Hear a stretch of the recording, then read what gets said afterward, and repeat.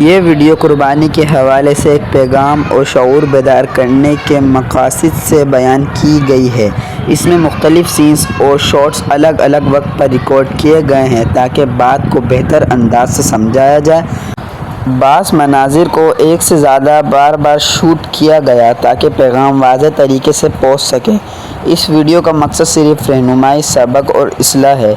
इसे मुकम्मल हकीकी वाक़या या एक ही वक्त में रिकॉर्डिंग ना समझा जाए। उम्मीद है आप इस पैगाम को समझेंगे और अच्छे अंदाज से आगे पहुँचाएँगे इंशाअल्लाह। हम तो हर दफ़ा जानवर लेते हैं, कंजूसी की भी कोई हद होती है। हर दफ़ा बढ़ चढ़ के हिस्सा लेना चाहिए। हम पिछली दफ़ा 1.5 लाख का जानवर लाए थे, इस दफ़ा 3 लाख का लाए। कोई हो हमारे जानवर माशाल्लाह भाई, हमें तो बहुत अच्छा जानवर है। कंजूसी की भी थोड़ी हद होती है। हर दफ़ा हम महंगे से महंगा जानवर लाते हैं। तुम लोग हर दफ़ा बकरे लेके आते हो।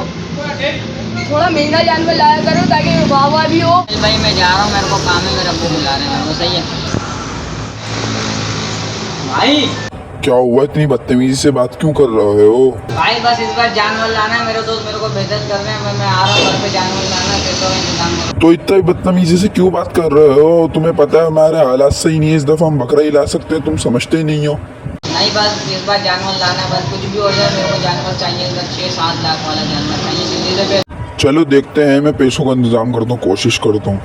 हाँ यार, अगर भी बहुत बोल रहा था ना, उसको भी बताता हूँ, मम्मी जानवर लेकर आ रहे हैं। क्या हुआ कंजूस? हाँ मेरे अब्बू भी जानवर ला रहे हैं, मेरे अब्बू लेने गए। देख तू, अभी तेरे को दिखाता हूँ मैं। ऐसा हो ही नहीं सकता। तुम तो हर दफ़ा बकरा लेके आते हो। हाँ यार, तू आगे चेक कर ले। चल मैं आ रहा हूँ। कहाँ है तुम्हारा जानवर?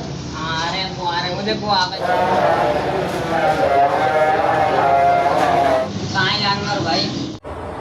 भाई इस दफा भी हम बकरा लेंगे। भाई ये बताओ, आपका महंगा जानवर लाने की नीयत क्या थी आपकी? हाँ भाई यार, मेरा दोस्त भी ना 5 लाख का जानवर लाया था, मेरे को भी 5 लाख का जानवर चाहिए।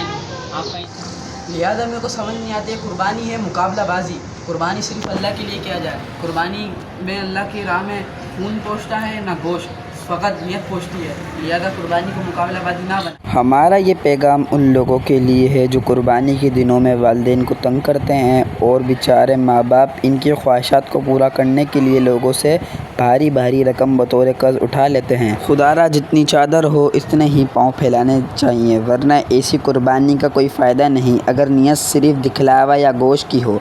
वीडियो यकीनन अच्छी लगी होगी आप लोगों को।